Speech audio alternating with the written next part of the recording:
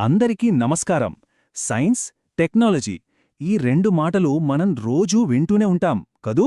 కానీ చాలాసార్లు ఈ రెండిటినీ ఒకేలా చూస్తాం. అసలు వీటికి మధ్య ఉన్న సంబంధమేంటి?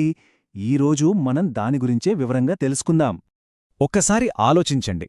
మన చేతిలో ఉండే స్మార్ట్ఫోన్ల నుంచి ఆకాశంలోకి దూసుకెళ్లే రాకెట్ల వరకు మనం చూస్తున్న ఈ అద్భుతాలన్నింటి వెనక ఉన్న అసలు మ్యాజికేంటి? ఆ రహస్యమేంటో తెలుసా?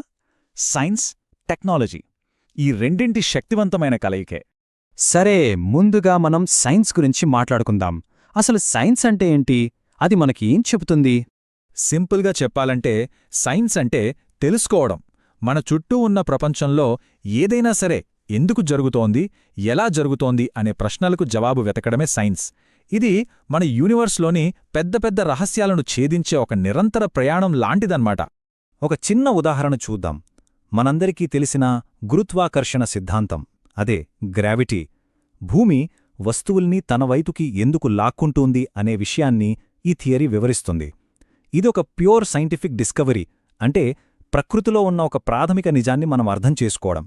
ఓకే, ఇప్పుడుదాకా మనం జ్ఞానం గురించి, అంటే సైన్స్ గురించి మాట్లాడుకున్నాం కదా. మరి ఆ జ్ఞానాన్ని ఆచరణలో ఎలా పెడతాం? అక్కడే మనకు టెక్నాలజీ వస్తుంది. టెక్నాలజీ అంటే ఏంటంటే సైన్స్ మనకిచ్చిన ఆ జ్ఞానాన్ని వాడుకొని మన అవసరాలు తీర్చుకోవడానికి, మన సమస్యలు పరిష్కరించుకోవడానికి కొత్త కొత్త సాధనాల్ని, టూల్స్ని తయారుచేయడమే. చెప్పాలంటే ఇది సైన్స్కి, మన రోజువారీ జీవితానికి మధ్య కట్టిన ఒక బ్రిడ్జ్ లాంటిది. ఈ స్లైడు చూస్తే మనకు చాలా క్లియర్గా అర్థమవుతుంది. చూడండి, సైన్స్ మనకు జ్ఞానాన్ని ఇస్తుంది. ఉదాహరణకు గ్రావిటీ అనే ఒక సూత్రం ఉంది అని చెప్పింది. మరి టెక్నాలజీ ఏం చేసిందంటే ఆ జ్ఞానాన్ని తీసుకుని గ్రావిటీని కూడా ఎదిరించి ఆకాశంలో ఎగిరే విమానాల్ని, అంతరిక్షంలోకి దూసుకెళ్లే రాకెట్లని తయారుచేసింది. చూశారా? ఒకటి థియరీ అయితే ఇంకొకటి దాని ప్రాక్టికల్ అప్లికేషన్. సరే, సైన్స్, టెక్నాలజీ ఈ రెండూ కలిస్తే ఎలాంటి అద్భుతాలు జరుగుతాయో ఇప్పుడు కొన్ని ఉదాహరణలతో చూద్దాం. ఈ టేబుల్లో చూడండి, సైన్స్, టెక్నాలజీల బంధం ఎంత పవర్ఫుల్లో అర్థమవుతుంది. బయాలజీ అంటే జీవశాస్త్రం, వ్యాధులు ఎలా వస్తాయో మనకు చెప్పింది. దాని ఆధారంగా వచ్చిన టెక్నాలజీలే ఎంఆర్ఐ స్కాన్లు, లేజర్ సర్జరీలు. ఇవి ఈరోజు లక్షల మంది ప్రాణాల్ని కాపాడుతున్నాయి. అలాగే ఎలక్ట్రోమాగ్నెటిజం, విద్యుత్ అస్కాంతత్వం అనే సైంటిఫిక్ నాలెడ్జ్ లేకపోతే అస్సలు ఈరోజు మనం వాడుతున్న ఇంటర్నెట్ గానీ 5G నెట్వర్క్స్ గానీ ఉండేవే కావు. ఆలోచించండి. అంటే విషయమేంటంటే సైన్స్ ఎప్పటికప్పుడు కొత్త నిజాలను కనుక్కుంటూ ఉంటుంది. టెక్నాలజీ ఏమో ఆ నిజాలను వాడుకుని మన జీవితాల్ని ఇంకా బెటర్గా, సులభంగా మారుస్తుంది. ఇదొక సైకిల్ లాంటిది. ఒకటి లేకుండా ఇంకొకటి ముందుకు వెళ్ళలేదు. ఓకే, ఇప్పటివరకు మనం చెప్పుకున్నదంతా ఒకే ఒక్క ఉదాహరణతో, ఒక చక్కటి పోలికతో ముగిద్దాం. ఈ మాట వినండి. సైన్స్ పునాది అయితే టెక్నాలజీ దానిపై నిర్మించిన భవనం. ఎంత అద్భుతంగా ఉంది కదా.